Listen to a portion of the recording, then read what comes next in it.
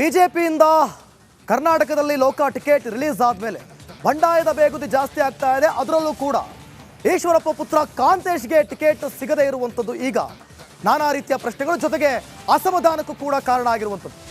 ಈಶ್ವರಪ್ಪ ಈಗ ಅಸಮಾಧಾನವನ್ನು ವ್ಯಕ್ತಪಡಿಸಿದ್ದಾರೆ.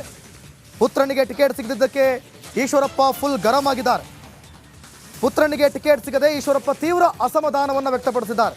ಲೋಕ ಅಖಾಡದಲ್ಲಿ ಬಂಡಾಯ ಸಾರ್ತಾರ ಈಶ್ವರಪ್ಪ ಅನ್ನುವಂಥ ಪ್ರಶ್ನೆ ಈಗ. ಮಾಜಿ ಡಿಸಿಎಂ ಈಶ್ವರಪ್ಪ ಮನವೊಲಿಕೆಗೆ ನಾಯಕರು ಯತ್ನಿಸಿದ್ದಾರೆ. ಕೆಎಸ್ ಈಶ್ವರಪ್ಪ ನಿವಾಸಕ್ಕೆ ಸಿಟಿ ರವಿ ಆಗಮಿಸಿದ್ದಾರೆ. ಈಶ್ವರಪ್ಪ ಮನವೊಲಿಸುವ ಬಗ್ಗೆ ಸಿಟಿ ರವಿ ಮಾತುಕತೆಯನ್ನು ನಡೆಸಿದ್ದಾರಂತೆ. ಸಿಟಿ ರವಿ ಮನವೊಲಿಕೆಗೂ ಕೂಡ ಒಪ್ತಾರ ಈಶ್ವರಪ್ಪ ಅನ್ನುವಂಥ ಪ್ರಶ್ನೆ. ಈಶ್ವರಪ್ಪ ಜೊತೆಗೆ ಸದಾನಂದ ಗೌಡ ಕೂಡ ಮಾತುಕತೆಯನ್ನು ನಡೆಸಿದ್ದಾರಂತೆ.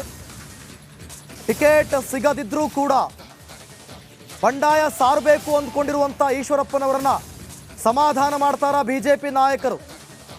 ಈಗಾಗಲೇ ನಾವು ಮೋದಿ ಅಭಿಮಾನಿಗಳು, ಮೋದಿಯನ್ನ ಗೆಲ್ಲಿಸಬೇಕು, ಈ ಬಾರಿ ಸೆಂಟ್ರಲ್ನಲ್ಲಿ ಮೋದಿಯನ್ನ ತರಬೇಕು ಅಂತ ಗುರಿಯಾಗಿಟ್ಟುಕೊಂಡಿರುವಂಥ ಬಿಜೆಪಿ ನಾಯಕರು ಟಿಕೆಟ್ ಸಿಗದಿದ್ದಕ್ಕೆ ಬಂಡಾಯ ಎದ್ದು ಅಸಮಾಧಾನದಿಂದ ಬಂಡಾಯ ಸಾರುವಂಥ ಕೆಲಸವನ್ನು ಮಾಡ್ತಾರಾ ಅಥವಾ ಬಂದದ್ದನ್ನು ಸ್ವೀಕರಿಸಿ ಯಾರಿಗೆ ಟಿಕೆಟ್ ಸಿಕ್ಕಿದೆ ಅವರ ಜೊತೆ ಕೆಲಸ ಮಾಡಿ ಮೋದಿಯವರನ್ನ ಈ ಬಾರಿ ಪ್ರಧಾನಮಂತ್ರಿಯನ್ನಾಗೋದಕ್ಕೆ ಕೆಲಸ ಮಾಡ್ತಾರ? ಸೊ ಇವೆಲ್ಲದಕ್ಕೂ ಕೂಡ ಕಾದು ನೋಡಬೇಕಿದೆ. ಯಾಕಂತಂದರೆ ಈಶ್ವರಪ್ಪನವರು ತಮ್ಮ ಅಸಮಾಧಾನವನ್ನು ವ್ಯಕ್ತಪಡಿಸಿದ್ದಾರೆ. ಬೆಂಗಳೂರಿನ ನಿವಾಸದಲ್ಲಿ ಸಿಟಿ ರವಿ ಹಾಗೂ ಸದಾನಂದ ಗೌಡ ಕೂಡ ಭಾಗಿಯಾಗಿ ಅವರನ್ನು ಸಮಾಧಾನ ಪಡಿಸುವಂಥ ಕೆಲಸವನ್ನು ಮಾಡೋದು. ಮಾಜಿ ಡಿಸಿಎಂ ಈಶ್ವರಪ್ಪ ಮನವೊಲಿಕೆಗೆ ನಾಯಕರು ಯತ್ನಿಸಿರೋದು ನೋಡಿ. ಈಶ್ವರಪ್ಪನವರು ಬಂಡಾಯ ಸಾರ್ತವ್ರದ್ದು ಇದೇ ಮೊದಲಲ್ಲ. ಈ ಹಿಂದೆ ವಿಧಾನಸಭೆ ಚುನಾವಣೆ ಸಂದರ್ಭದಲ್ಲೂ ಕೂಡ ಕಾಂತೇಶ್ಗೆ ಟಿಕೆಟ್ ಸಿಗುತ್ತೆ ಅಂತ ಅಂದ್ಕೊಂಡಿದ್ರು. ಆದರೆ ಮತ್ತೊಂದು ಹಂತ ಲೋಕಸಭೆ ಚುನಾವಣೆಯಲ್ಲಿ ಅಲ್ಲೂ ಕೂಡ ಸಿಗಲಿಲ್ಲ. ಈಗ ಬಂಡಾಯ ಎದ್ದಿದ್ದಾರೆ. ನಾನು ಪಕ್ಷದ ಕೆಲಸ ಮಾಡೋದಷ್ಟೇ ನನ್ನ ಕೆಲಸ. ನನ್ನ ಬಗ್ಗೆ ಯೋಚನೆ ಮಾಡೋದು ಪಕ್ಷದ ಕೆಲಸ ಅಂತ ಹೇಳಿದ್ದೀನಿ. ನನ್ನ ಬಗ್ಗೆ ಯಾವಾಗ ಏನು ಯೋಚನೆ ಮಾಡುತ್ತೆ ಪಕ್ಷ ಯೋಚನೆ ಮಾಡುತ್ತೆ. ನನ್ನ ಜೀವನದಲ್ಲಿ ಇದುವರೆಗೂ ಪಕ್ಷ ನನ್ನನ್ನು ರಾಷ್ಟ್ರೀಯ ಸ್ತರದವರೆಗೂ ಕೆಲಸ ಮಾಡೋಕ್ಕೆ ಅವಕಾಶವನ್ನು ಕೊಟ್ಟಿದೆ. ನನಗೆ ಪಕ್ಷದ ಮೇಲೆ ವಿಶ್ವಾಸ ಇದೆ. ಸರ್, ಈಶ್ವರಪ್ಪ ಅವರು ನಾಳೆ ನಿರ್ಧಾರ ಪ್ರಕಟಿಸ್ತೀವಿ. ಈಗ ಅವ್ರ ಜೊತೆನಲ್ಲೂ ನಾನು ಮಾತಾಡ್ತೀನಿ. ನಮ್ಮ ಪಕ್ಷದ ಹಿರಿಯ ಮುಖಂಡರು ಅವ್ರ ಜೊತೆಲೂ ಮಾತಾಡ್ತೀನಿ. ಅವ್ರನ್ನೂ ಅವ್ರನ್ನೂ ಮನವೊಲಿಸುವ ಪ್ರಾಮಾಣಿಕ ಪ್ರಯತ್ನ ನಾನು ಮಾಡ್ತೀನಿ. ಸರ್, ಇನ್ನು ಮೈಸೂರು ಕ್ಷೇತ್ರದಲ್ಲಿ ಪ್ರತಾಪ್ ಸಿಂಹ ಅವರು ನಾನು ಪ್ರತಿ ಕ್ಷೇತ್ರದ ವಿಶ್ಲೇಷಣೆ ಮಾಡೋಕ್ಕೆ ನಾನು ಬಯಸೋದಿಲ್ಲ. ನಾನು 28 ಲೋಕಸಭಾ ಕ್ಷೇತ್ರಗಳಲ್ಲಿ ಪ್ರಧಾನಮಂತ್ರಿ ಮೋದಿಯವರ ಮುಖವನ್ನು ನೋಡಿಕೊಂಡು ಕೆಲಸ ಮಾಡ್ತೀನಿ. ಸರ್, ಇನ್ನು 2ನೇ ಲಿಸ್ಟಲ್ಲಿ 5 ಕ್ಷೇತ್ರಗಳಿದೆ. ಇನ್ನೊಂದು 4-5 ದಿನದಲ್ಲಿ ಬರ್ಬೋದು. ನಾನು ಪಕ್ಷದ ಕೆಲಸ ಮಾಡೋದಷ್ಟೇ ನನ್ನ ಕೆಲಸ. ನನ್ನ ಬಗ್ಗೆ ಮತ್ತಷ್ಟು ಮಾಹಿತಿಯನ್ನು ಕೊಡ್ತಾರೆ ನಮ್ಮ ಪ್ರತಿನಿಧಿ ಸತೀಶ್ ಲೈವ್ನಲ್ಲಿ ಜಾಯ್ನ್ ಆಗ್ತಿದ್ದಾರೆ. ಸತೀಶ್, ಹಾಗಾದರೆ ಈಶ್ವರಪ್ಪನವರನ್ನ ಸಮಾಧಾನ ಮಾಡ್ಬೋದಾ? ವರ್ಕೌಟ್ ಆಗುತ್ತಾ ಇದು? ಈಗ ಸಿಟಿ ರವಿ ಮತ್ತು ಸದಾನಂದ ಗೌಡ ಹೋಗಿರೋದು, ಮತ್ತಷ್ಟು ಮಾಹಿತಿ ಕೊಡೋದಾದರೆ.